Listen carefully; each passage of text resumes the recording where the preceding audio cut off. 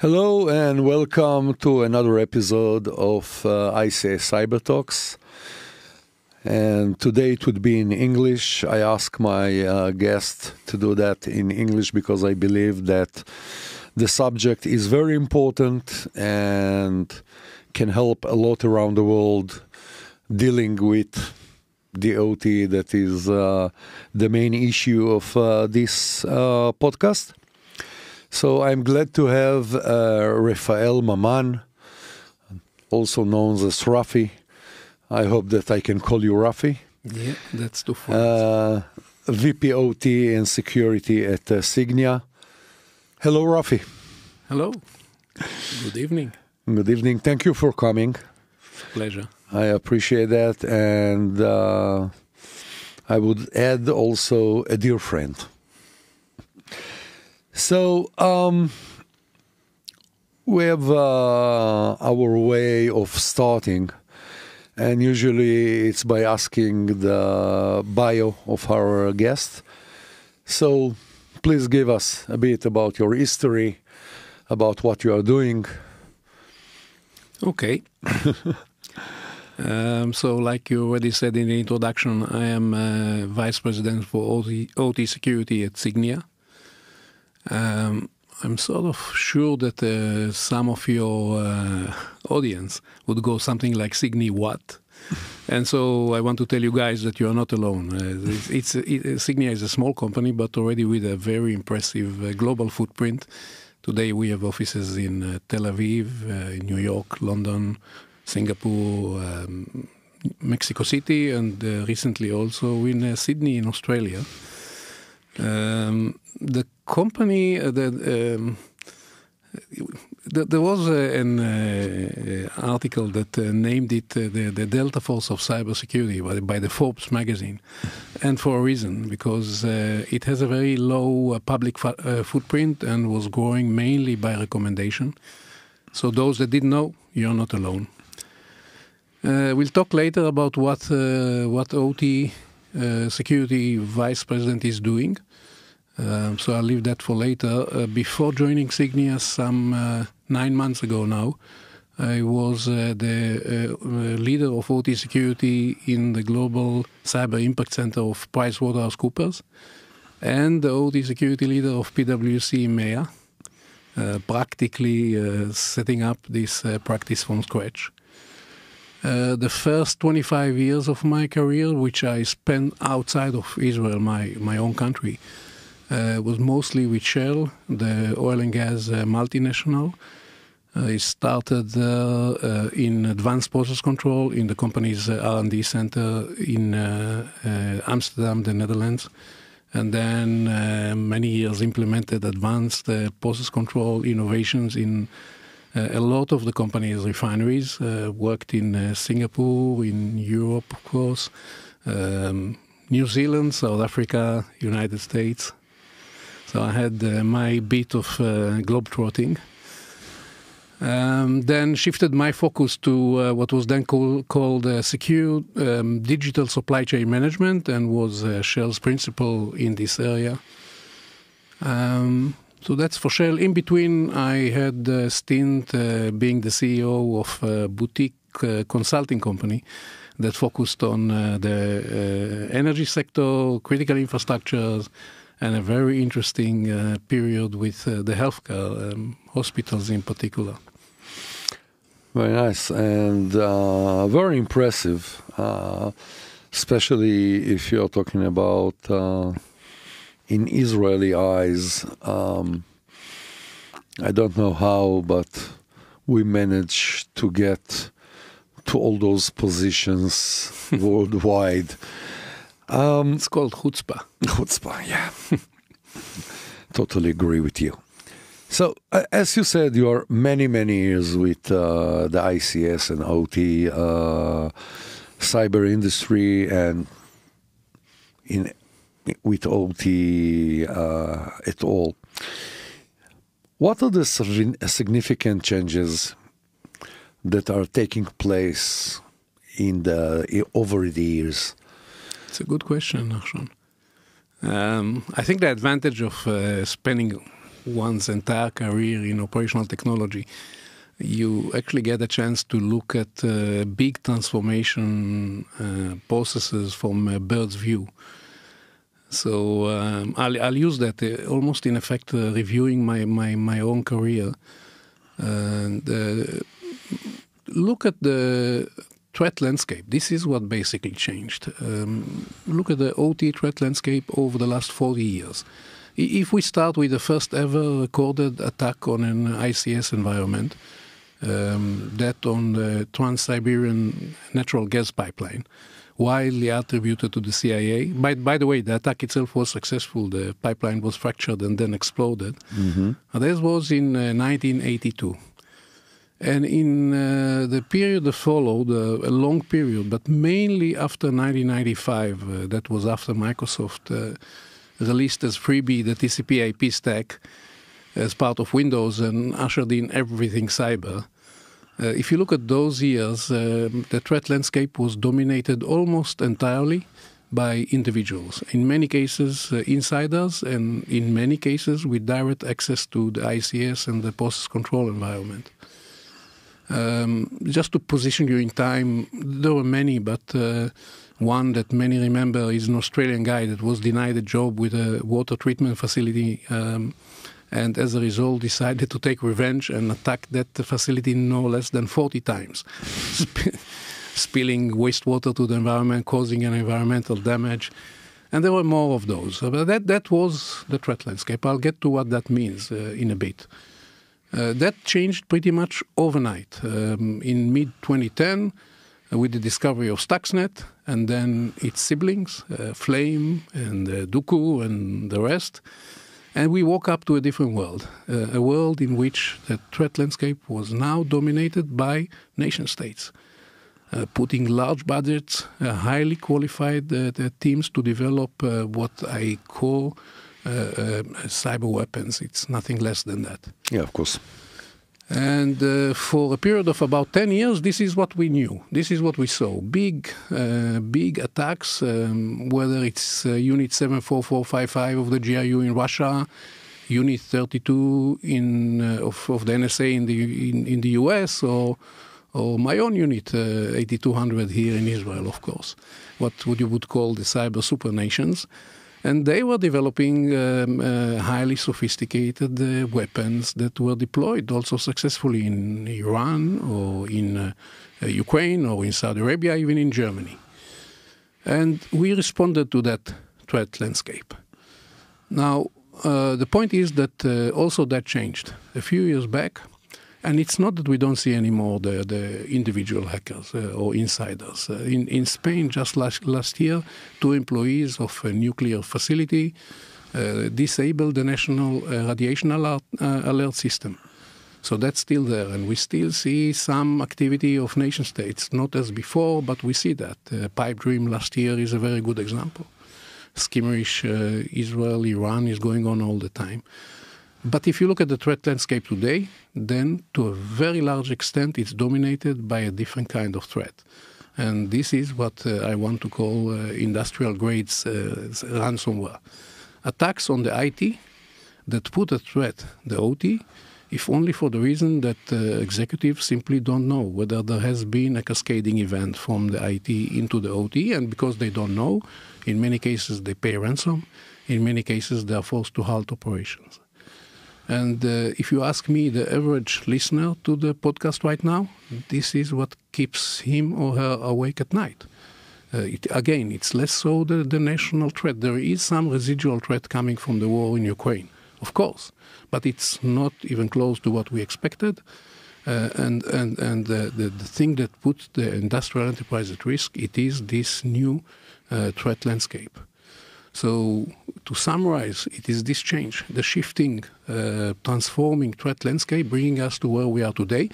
My point is that many of us in the community haven't realized that, and we are still stuck somewhere in the past. Yeah, more than that, I believe that today even nations would prefer using cybercrime groups. Cybercrime groups today have the same capabilities that nations have. It's no more to a large extent, yes. Yeah, yeah. Sygnia is a well-known IR PT company and IR and PT company. I don't know that my son is working over there. Should be careful, especially because your son is working there. PT, we are not doing the run of the well, it's not PT, it's red teaming.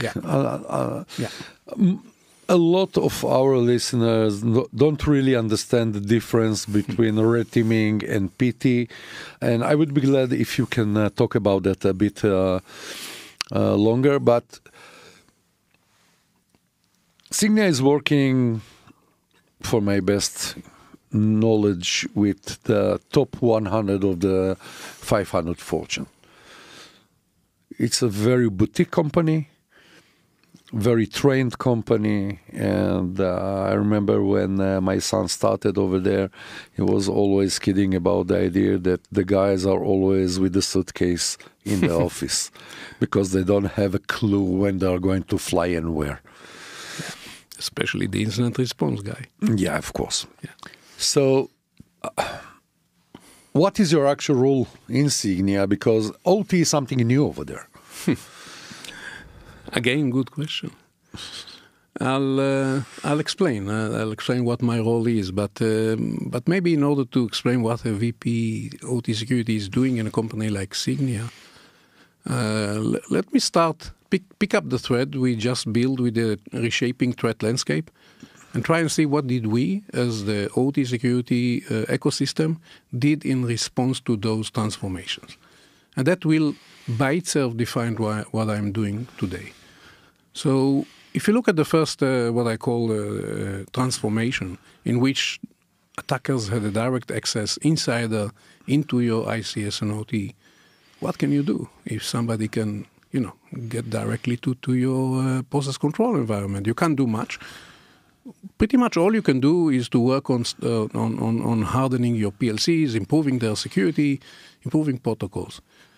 And that is pretty much what we did. Now, we all in the community like to complain a lot about the vendors, but those vendors did excellent work in those years in exactly that, in looking at PLCs, looking at protocols. The switch we now take for granted on every controller, on most of the controllers, shifting from run to program to test mode, which I believe is a great innovation, putting a physical stop to attacks, was invented in this period as a response to that threat landscape.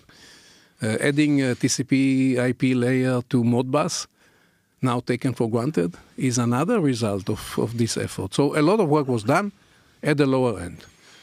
Then, like I said, we woke up overnight to a different world. Highly sophisticated threat actors, nation states doing big cyber weapon type attacks. What did we do? Well, frankly, what we first did is we panicked.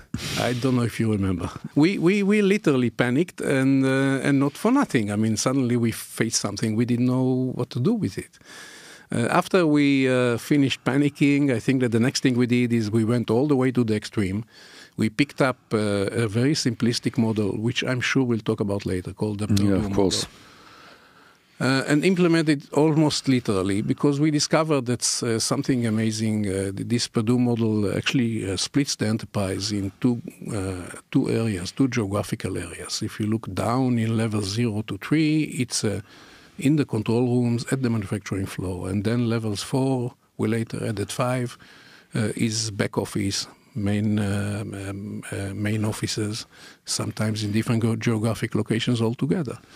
And so the immediate interpretation was to split the enterprise, to disconnect the OT, and we even had a beautiful word for that. We air-gapped our OT and ICS, or at least we thought we are air-gapping our OT and ICS. And most of the activity in those 2 years, people did numerous projects, but at the core, it was network separation and segregation, and creating a perimeter security, isolating the OT.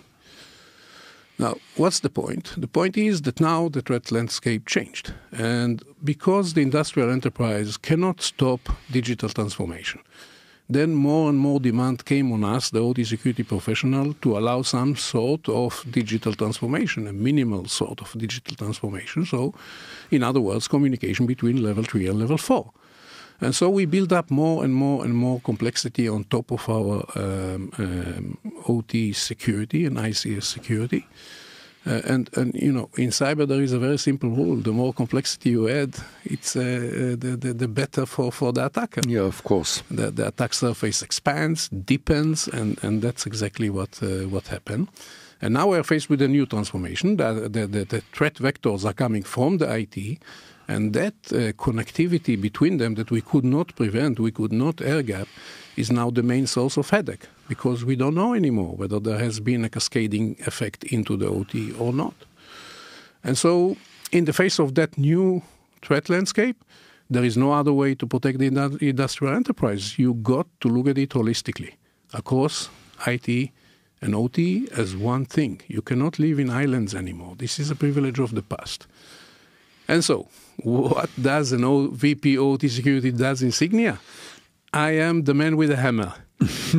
Literally, almost literally, not literally. I walk with a big hammer and I break down walls. I break down walls between IT and OT across Sygnia's service offering. Now, you know, look at incident response. Today in Sygnia, we do incident response across the board, IT and OT as one team. That may sound trivial to some laymen, but all but. Oh, no. All but. If you look at famous events, even Colonial Pipeline, everybody talks about it. How many know that Colonial ended up hiring 2 IR companies? And 2 very good IR companies. They hired Mandiant, competitors, but they're still very good. Mandiant to deal with the IT and Dragos to deal with the OT. And you know, I am 100% sure that each one of those 2 did an excellent job in its own domain. But the CEO of Colonial, what he wanted is to know whether there has been a pivot from IT to OT.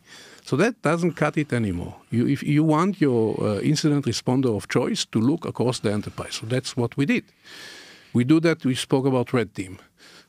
And I mentioned different than penetration test. Red Team is a goal-driven exercise, more extensive. It goes deeper.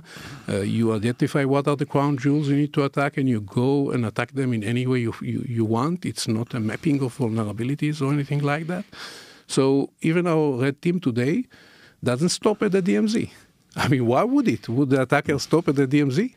No, so we continue too. We do it in a very controlled way. We do it by adding operators to our Red Team. So we take somebody from the client side out of operations for a couple of weeks. He joins the Red Team, and they do it together. And guess what? We haven't invented it. If you look at the way Sandworm 74455 in Russia is working, it's the same thing. They have operators on the attack team.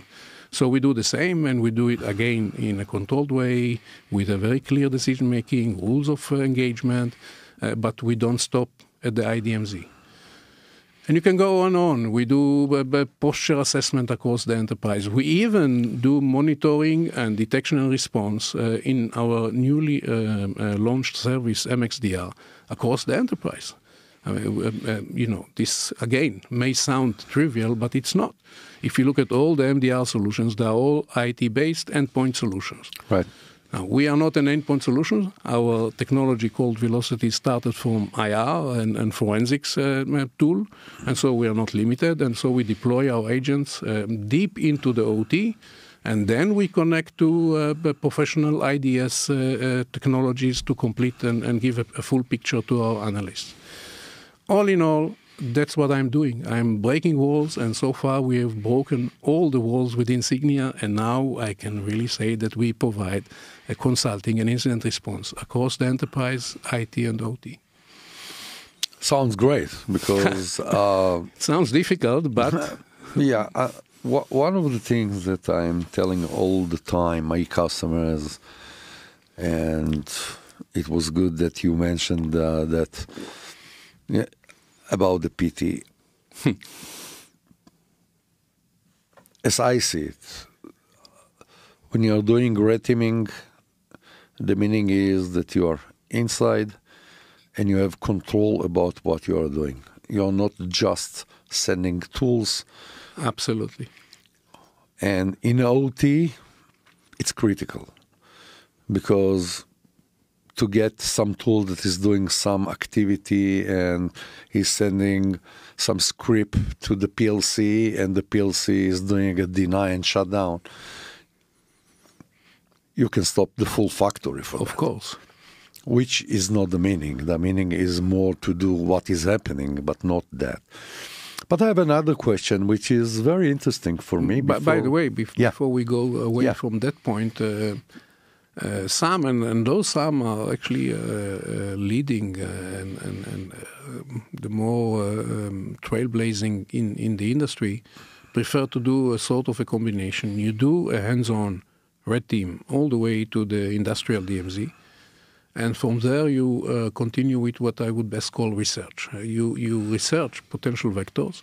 You analyze those vectors together with the client's people, including operational people. And together, you identify potential risks. You don't execute them. And that, by the way, is an approach that, look at oil and gas companies, they would prefer to do that. Despite all the safety measures you put on a modern red team. I mean, to the best of our ability, such an event you described cannot happen following our own methodology.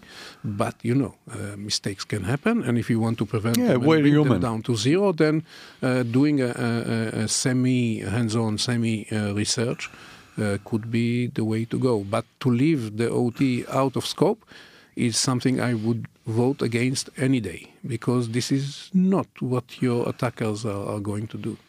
And so you really need to, this thing is a philosophical thing in Sygnia. We bake the attacker's mindset into everything we are doing. I'm a great believer in training and education. And so if you look at executive training, which I think is one of the most important things to go and do today, the people are the key. If there is tomorrow an event that hits your enterprise and you are caught unprepared, it is going to be those executives that will be caught exposed. They'll need to make decisions. What do I do next? And for that, they need to train. And this training, everybody is doing, but doing in a very limited way. There is boardroom exercises, war games for ransom attacks all over. But is that the point? I just told you, I really need to push that point further. I told you about the Colonial, but around Colonial, within a space of 2 months, there were 5 big attacks that happened globally, mostly in the US, but not only. One was a Brazilian company. And if you look at those 5, you'll see something interesting. 4 of the 5 ended up paying ransom, and not a penny. They paid anything from $5 to $13 million, and we don't know the maximum, but we believe that's the range. And all those 4 that paid didn't know whether there has been a pivot from the IT to the OT. So the question in front of the executive was very simple. What do I do now? Should I shut down my factory and lose whatever you say now? If none of them was a refinery, but close to my heart, a refinery can lose $10-20 million for a day of halting operations. And against that, and a possibility to buy an asset, and I'm quoting here one of those executives that said, I can for $5 million buy an asset, and that asset can allow me to, continue my operations. And for not a second I'm recommending to do that. I'm just highlighting the pressure under which those executives are. And if they don't know, then they have a problem. One of the 5 didn't pay. And that one was the one that knew for sure that there has been no cascading effect from IT to OT. I think it speaks volumes, what I am now telling you. And so these executives find themselves for the first time in their life in a decision-making process. They are very good in decision-making, but not in this process. And they need to start making decisions, so you better prepare them. Prepare them for the real world. The real world is that they will have to deal with OT, if only to answer that question.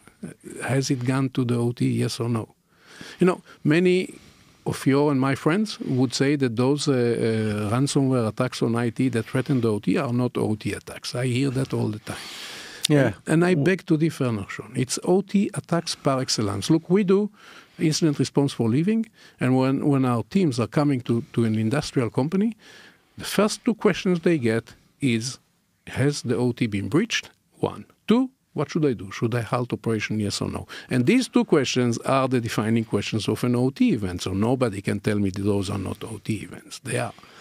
And so even in training, we now expand it across the enterprise. The IT, the OT, enterprise-wide training, war games, purple team exercises, they don't stop anywhere. Very good. And I really think that today in our world, it can happen that it would be an attack that would be an OT attack. Could happen, yes. Which is okay. But probably it would be easier to the attacker to gain access through the IT. Yes. And not all the attacks are about data. There are attacks that are especially about shutting down the factory. It's about security. So and safety. And safety. Yeah. Of course. I think it's a leverage. The reason that the industrial sector has been the most attacked sector for now 2 or 3 years running is just that they realize that those what we call cyber criminals are organizations, and they do their own intelligence, and they know their playing field, and they know that the pressure on the industrial CEO is far higher than on. And I'm not saying anything about I was about to say insurance company CEO. It's not good. It's not good when your client's data is being exfiltrated, and if there is a risk of exposing PII, all that is not good. But all that pales by comparison to your core money-generating machine, and that's your OT. And if that is at risk, then it's a different type of decision-making. Yeah. And they know that. And because they know that, they target industrial enterprise. So sure, on the way, they exfiltrate data, they do a second tier and a third tier, encryption. They do whatever need to be done, and sometimes they leverage that as a second and third wave in their attack. But their hope is that they'll get the money before that. Yeah, and I would expose a little secret over here. I'm chasing you quite a while to do this podcast. First, you are more on the plane than at home. But you told me all the time, Nachshon, wait, Nachshon, wait, Nachshon, wait, until the moment that your article was going out. I'm talking about the future of OT security. And I was reading this article many times. Today I read it twice because I wanted to be more prepared. Already a good reason to come here. Yeah. Wow, you made my day. And just to be clear, it's an article of 20 pages? Oh yeah. And I would put the link to the article. It would be in the podcast description, because it's fair and straight, and I believe that it's very important to read, because even I was very surprised about some of the things that were written over there. So let's start with, let's say, highlights of the article. Okay, highlights is a big word, but I'll try and whatever you want. Let me run through the main messages there. So the article is presumptuously titled "The Future of OT Security," and I'm not taking a distance from such a big title, because it is about the future of OT security. And I spent quite a length in the beginning of the article to explain why we are at the point of change. And let me share a little bit of that. It has to Please, do with take your time. It's okay. And it has to do with a lot of the things we already discussed, the changing of the threat landscape, what did we do. But specifically, it has to do with what did we do when we were faced with the massive post-Stuxnet world. And I said already that what we did is that we adopted the model. And there was a reason for that. The reason is that on both sides of the equation, and that is that the side of consultants that I'm coming from, and of tech entrepreneurs that went on to build a solution to address it. Both sides had a problem. The people that came to do that when OT security was born in earnest, very difficult to pinpoint a time. I keep on talking about Stuxnet, but to be very honest for myself, the coin dropped 3 years before that. And that was with when CNN aired in September 2007, aired footage of Project Aurora of the Department of Homeland Security in the U.S. Don't know how many remember that. But that project, you saw scientists in broad daylight attacking a 2.25 megawatt generator and dismantling it with a mouse and a keyboard. And so it was for many an eye-opener. So it was a move from the drawing board to reality. And then Stuxnet did that even further, and then later. And so people jumped into the fray, consultants and tech entrepreneurs, and those two camps brought in people that were very comfortable with what we call information security or IT security, either consulting to banks and the likes, or building software solutions to contain it. But they were IT people. Again, nothing wrong meant. They came from this world, both of them, and they needed some framework to underpin their concept, so that they can stand in front of a client or in front of a venture capital investor and knowledgeably talk about the space, some theory. And then, a godsend, we had a moment of serendipity, nothing really, and discovered in the ocean of academic obscurity, this model developed by the Purdue University in West Lafayette, Virginia, at that point already 15 years earlier, and not for that purpose at all. It was a high-level reference framework for the industrial enterprise.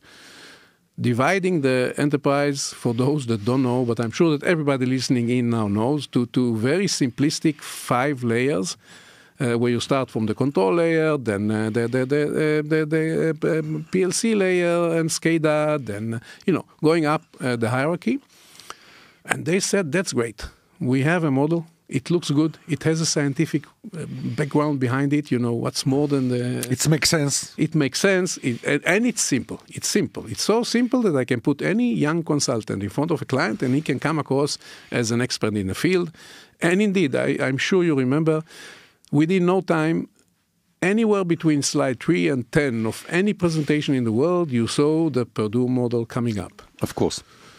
So then there was a process of adjusting it, because the model was invented when I started my own career in 1992, and it was old.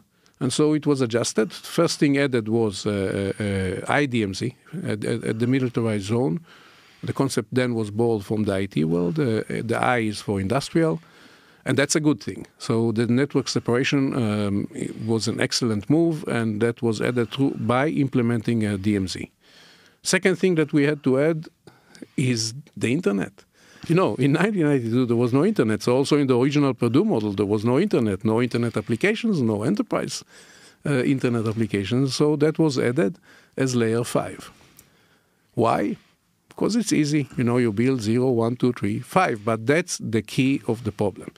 By putting it at level 5, we started what I call straightforward our original sin. And let me explain. Because you get now a model, nice, with DMZ, with layer 5 on top of it, and you're going to use it. So the next thing we did is we developed the Purdue Bible. Again, my words.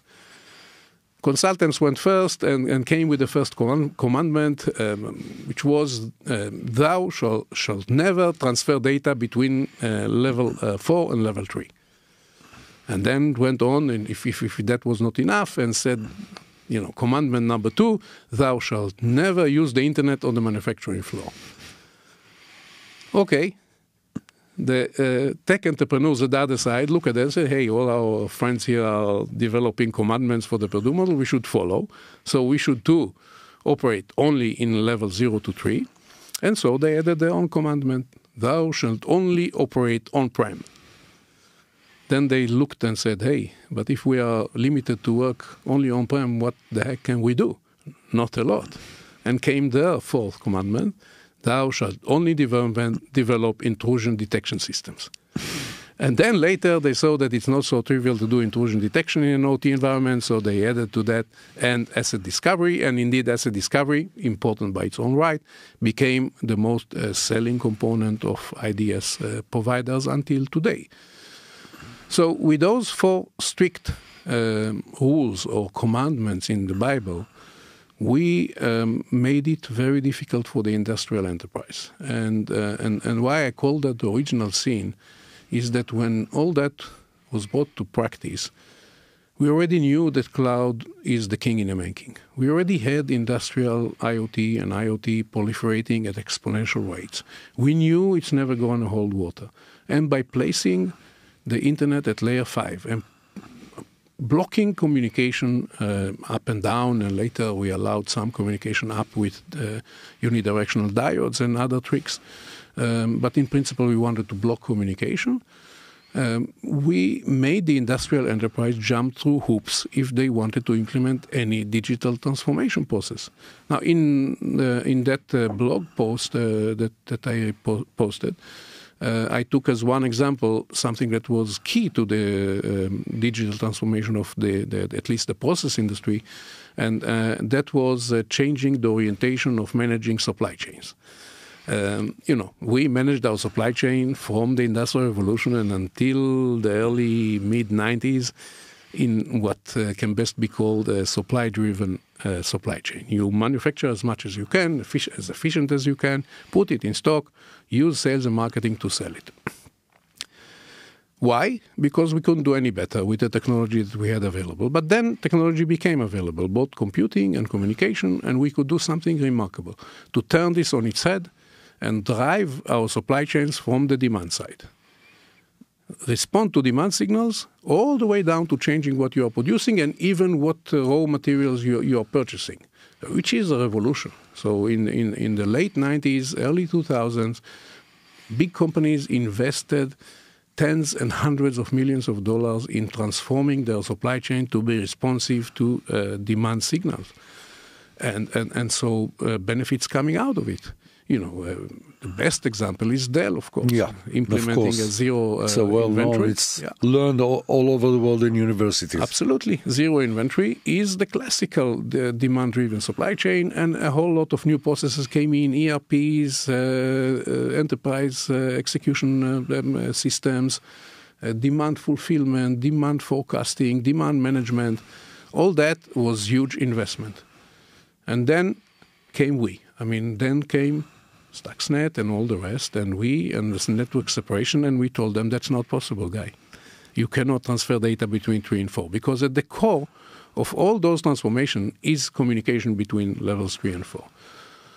So we put it on hold. We didn't stop it, but we put it on hold, and we delayed it, and and I truly believe that we introduced a delay of years in innovation in the industrial enterprise. The whole world is digitally transforming itself, and they are behind.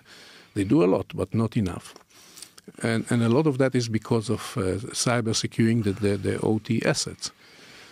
And so here comes the second part of what I wrote about, and that is that you don't become an executive in ExxonMobil or in Shell to keep on hearing this is impossible for too long. At some point, you're going to come, get the guys around the table, tell them, listen, guys, this is what we're going to do. we're going to put industrial IoT, we're going to put internet on the manufacturing floor, and you just tell me how to do it securely. That's your job. And so, as a result of that, we started building more and more and more complexities around it to facilitate some of it. And again, the industrial enterprise, and I'm focusing in my article about the process industry, which is the core of the industrial enterprise, they can't wait for us, and they can't work with this complexity, so they take their own initiatives. And the one that I'm focusing in particular, there are a couple, but one that is, in my opinion, by far leading is re-architecting and the what we call industrial control systems, the process control environment from the ground up, changing it. Such that you replace, and I know I'm saying big words for some, replace PLCs with edge devices. And if you don't want to replace, and in our industry it's going to take ages before we replace. Of course. You wrap them with those edge devices. The edge devices communicate with the central bus. And on that bus, anything can communicate as long as it complies with the standard. So the cloud can communicate, IoTs can communicate. There is a central processing unit that takes all this data and processes it. And so suddenly you turn OT into IT in terms of agility. I have a poster in my room that shows a truck running in the mud, and it says OT security, and then you see Formula One. Max and Checo driving in one of the F1 races for Red Bull, and this is IT security. So I want to bring Max and Checo to OT security, and it's not me. So the whole initiative is not about security; it's about re-engineering the industrial control systems and the control layer. But it has a very strong security element. When this happens, OT security will be redefined and will never be again the same as it is today, because we need to work differently. We need to work similar to the way we work in... A lot of times we forget that the main initiative of the companies is to earn money. Of course. And for earning money, you need to go across the organization and do a lot of optimization. Now, there are times that it's prosperity, so it's going a bit down. But if we are coming to those days, yes, for every nickel, yes, every cent, everybody yes, no doubt, is struggling. And a lot of times, and I'm totally with you, the idea that we as cyber experts are saying, no way, it's not the way it should be. I agree. The idea is, tell me what you need, and I would find the solution. Yeah, by the way, that new approach, I didn't mention, but it's a result of an effort initiated by ExxonMobil already 6 years ago, called the OPAF, the Open Process Automation Forum, and their standard is called the Open Process Automation Standard, complies with the 62443, and so it is secure, the best we can have today. I mean, always you can do better, and it has all the security built in. True, not everybody likes that future. I agree. But it is the future. So, your article was described in some manners as very provocative. That's exactly the point, yes. Because what we are saying is very simple. Guys, we went to the easy way. We went to the Purdue model. It was easy for everybody to gain the expertise and to go into the game. And if you would go with the OPAF, it would be much harder, because it's harder to explain to a CEO or CFO I'll address this provocativity you are talking about in three layers. I'll try to do it quickly because we don't have all day. We have all day. So first, don't underestimate these forums. I mean, I've been looking after OPA for 6 years, but by now it's an organization. It's a forum that includes 600 companies and pretty much any company in the world that counts. Everyone, from all the oil and gas majors to all the chemical companies, all the big manufacturers, all the IT companies, whether it's Microsoft, Amazon, IBM, everybody, all the consulting companies, regulatory and standard organizations, they are all members and active members. So it has a volume. And when you look at the names there, they carry a lot of weight in the industry. That's one. Second, in the same context, ExxonMobil is putting their money where their mouth is. So they don't only talk. They actually initiated last year a project to convert one of the refineries in the West Coast in the U.S. To be entirely OPAS compliant. And that's a big thing. You talk thousands of IOs. And so if this is successful, and it will be, by the way, Yokogawa was selected as the integrator, then others will follow. So that one. Second, when you say provocative, I dare challenge it and say that it's,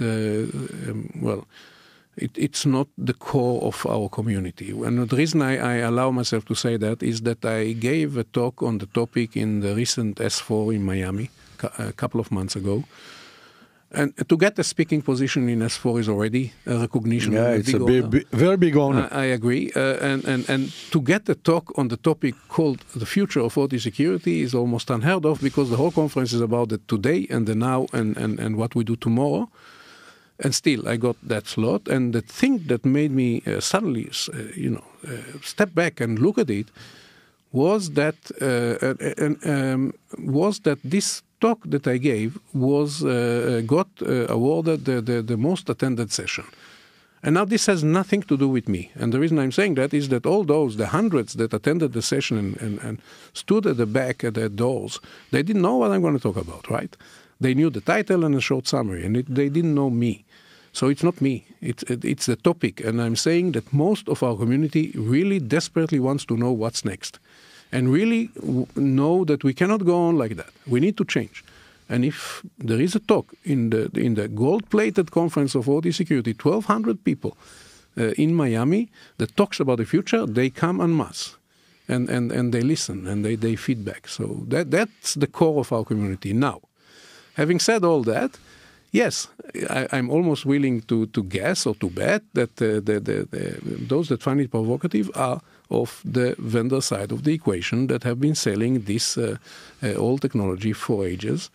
And here I need to tell you something that crossed my mind, and it has to do, because both you and I have seen it for a while. I said already that I started my career in 1992, and I think it was very special here. First, we celebrated a few things. I started in advanced process control, and so we celebrated, the PLC was celebrating 25 years old. And the DCS, its younger sibling, celebrated at that time 10 years old. So there were big celebrations. But also the world had big events. The Soviet Union disintegrated. The old Soviet republics became independent. The World Wide Web in 1992 came online as a service on the internet. In Finland, the G2 protocol for GSM communication changed the world of mobile telephony. Big things happened. And then, from then until today, the world has changed. Literally, figuratively, the world has changed. It's not the same world. Russia closed the full circle, before being a democracy in the middle and economic superpower, and all the way back to the dark side now. Look at what the World Wide Web and mobile telephony did to the world. It changed it altogether. Look at technology. When I started, I was involved in a cutting-edge project to implement neural network to advanced process control in a refinery, and it had 10 to 20 parameters, and it was cutting edge. It was literally cutting edge. ChatGPT had 175 billion parameters today, as a result of which my kids stopped doing homework altogether. So, the whole world changed And one thing didn't change, and this is our celebrations. Today we celebrate 55 years anniversary for the PLC, and we celebrate 30 years birthday for the DCS, and there are still the technologies that are being used. They are still the core of our critical infrastructures and manufacturing. And it's the same vendors that sold that a few years back. They still sell it today, and they still make the bulk of their balance sheet from this kind of legacy hardware. So, of course, they will try to squeeze the last cent of selling it. And, of course, they will find my article provocative. I understand that. I even sympathize with it. But that's not enough. And if you look at the OPA forum I mentioned, all of them are members and active members. Rockwell and Siemens and GE, they're all active members, and they all realize that at some point it's going to end, and they want to be part of the new one. So I'm urging everybody to go and read this article. Really, first of all, it's written in a very easy way to understand. I'm blushing. It's okay, you can blush, but it's a wonderful one. And I believe that even people that are not coming from the cyber can find themselves very easily over there. So, we were talking about the past. We were talking about the future, which we can't know exactly when it would happen. Where we are heading with all the idea of the OT security. Okay. Defense. First of all, with your permission, I think we need to time frame this question, because it's very easy to put long-term predictions, and it's even nice. But it's not really practical for us, the practitioners. So I suggest to put a 5-year time frame, and I'll of course. Happily answer, because in the industry, in the process industry, trying to predict more than 5 years reliably doesn't make sense. So if I look at the coming 5 years, first thing that will not change is the threat landscape. I talked a lot about the current transformation, which I call industrial strength ransomware. The hackers, the cyber criminals discovered our vulnerability, discovered the sheer complexity we build around our OT systems, which I said, and I'm saying again, for them is godsend, and they are going to leverage it. So I see that only continuing and intensifying. So the threat landscape will not change. Other thing which I believe started and will not change, a trend you can call it, is folding OT security up into the CISO organization. And get away with the islands of accountability, where the responsibility for OT is with operations and with maintenance. Yeah. I should say that the large multinational companies are already far done with this process. You see that now getting to the second tier, and in the coming 5 years, I see that also being implemented in second tier, which is large and mid-sized companies. So that both of those will stay the same. The one thing that will definitely not change is the risk averseness of the process industry. I've been there all my life. I think that this is part of our modus operandi. We are risk averse, and so this will stay for the coming years. But there is another thing about the industrial enterprise. Risk averse as we are, we love others to take the risk.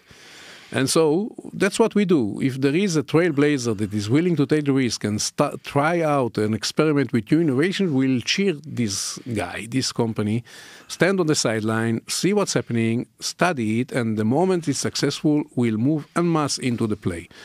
And so if you ask me what's going to happen in those 5 years, it's exactly that. We'll see more trailblazers joining ExxonMobil in trying to implement new architectures for their ICS and OT. I mentioned OPAF. There is another one called Namur. The two are now being integrated. And we'll see more and more of those trailblazers, and then will come the first movers. And if you in 5 years' time, I will see a lot of those first movers copying and implementing.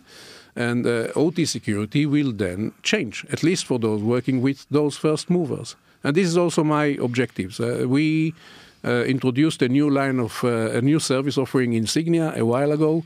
which is aimed at offering our client to following them with the implementation and development of their strategies, and in the transformation, their transformation into the new brave new world. And I want to be there for them. So I think we are, I don't know, to the best of my knowledge, we are perhaps the only premium consulting company that went that way, and I'm very proud of that. So this is the world in 5 years' time, in my view.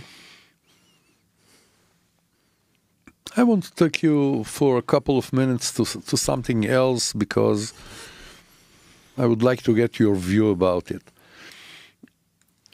Today we are talking about a lot of propriety. Okay, SCADA propriety protocols, PLCs which are propriety with their framework and everything. On the other hand, we know that computing is coming into everything. So if I'm looking as an IT guy on the old days, okay, so you had the Unix, you had those propriety that was... Well, not Unix, but I know what you mean. Yeah, but it was shrinking and shrinking and shrinking and shrinking until it got to the Linux and Microsoft and maybe Android, of course. Okay. Do you see it happening in the PLC environment? It's like in volleyball. You give me for a spike, right? I mean, partly what I'm discussing about the new protocols or the new standards like OPAS is exactly that. What they have at the lower end, it's called DCN, Distributed Control Node, and this DCN is an edge computer, and it's not anybody's edge computer. You program, it can do control logic, it can do entire control loops, but it can also implement security and can also implement protocols and whatever needed, and that's exactly what you want. However, yes, I see that happening outside of those new architectures altogether, if only because that's the way the world works. And so currently there is a lot of power held by the instrumentation and process control vendors, and it goes very far. You surely know that if I now want to do something that touches on that layer, I would risk invalidating my warranty. Yeah, of course. And the vendors would say, you don't touch that, that's mine. I can give you these kind of services, which I'm sure they can. But it's going to cost you, and there is a lot of resistance in the industry to this kind of position. Like if you are big, if you are BP or Shell or Exxon, then you can find your own way with your vendors. If you are small manufacturers, you won't. But slowly, those small gather power. And that power of the market will eventually get them to change, and we are not different. We are not different than other parts of the economy, where you see convergence that are led by pressure from the market. And so definitely you see that on some standards, you already see standardization happening. And yeah, of course. It will intensify, and you will see two processes. Those that really look far ahead into new architectures, and those that are forcing into some more workable standards. I'm telling to my customer all the time. I'm saying, yeah, look, you have your golden minute with the vendors 1 second before you sign the contract. This is the only place that you can come and say, these are my terms. Which is probably true when you change vendors, but a minute later, that's it. You're out of the game. So I said we complain a lot. They do also a lot of good things, of course. You're right. Yeah. So, Rafi, we came almost to the end. As I told you, it would fly. The time would fly. It did. And as always, I would like to finish with the question of what would you like the audience to take from this interview? And remember that we are talking not only for the cyber pros, we are talking also for managers, people that are not so aware of the cyber himself. Okay. I want them to take away one thing. One thing, and I mentioned that before, and I'm saying it again. Break the walls. Break the walls between IT and OT. Now, whether you are an OT security professional, SISO, an executive in industrial enterprise, you owe it to yourself, you owe it to your employer to cyber secure your enterprise holistically across the digital estate, IT and OT as one. That really you owe to yourself to do. Air-gapped OT is a myth. It's always been a myth, but now it's a myth. It's a known myth. And it's also known by your potential attackers. IT-OT convergence is a slogan of the past. It has de facto converged a while ago. If you don't see that, you are putting yourself and your enterprise at risk. And so, as I said, the only way to protect, to cyber secure the industrial enterprise against the current threat landscape is by looking at it holistically across the digital estate, IT, OT, and therefore break the walls. Break the walls in the ways you do things, in your organizations, in your functions you define, and in the people you hire to help you do that. If we manage to deliver this one message, Nachshon, then I think we did something very good. And I really think that we helped having a better and more secure world. I don't kid you. I'm serious. No, this is very serious. I'm totally agree with you. Rafi, thank you very, very much for your time. Sean. Yeah, it was a pure pleasure, really. We could continue like that for another hour easily. Yeah. We would find it on the next time that you are going to have another article. That's a deal. Okay. Thank you very much. Pleasure.